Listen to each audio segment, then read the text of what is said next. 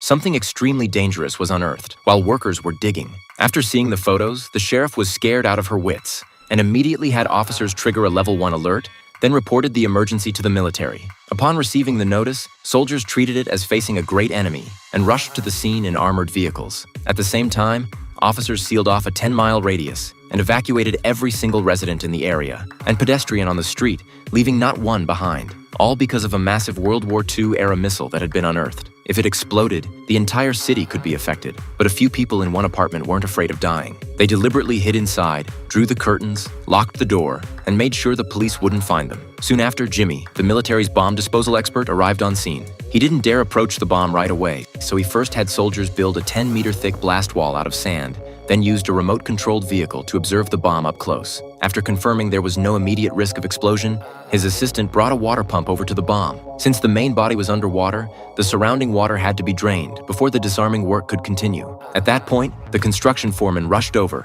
and said there was a 400 kilovolt main power cable beneath the site. If it got damaged, it would cause enormous losses to the city. So before disarming, the power had to be shut off first. For the sake of the city's economy, police leadership agreed without hesitation. As all electrical equipment in the city shut down, the men in the apartment began to act. They were well trained and had a clear target. They went straight from the 18th floor down to the basement, then pulled out tools they had hidden in advance and started the theft. To be safe, they had even installed several cameras outside the bank lobby on the first floor to monitor the outside situation at any time. Once everything was ready, Thief Carl found the generator in a trash bin, then fed the wires through the ventilation ducts to his partners in the basement. With the power on, they used an angle grinder to cut through the wall. Looking at it this way, the missile above ground had also likely been arranged by them in advance. Sure enough, once the assistant finished draining the water, a problem was discovered. One part of the bomb was unusually shiny. This thing had existed for nearly 100 years. It should have been covered in rust, but now it looked brand new. Jimmy figured the workers had accidentally scraped off the rust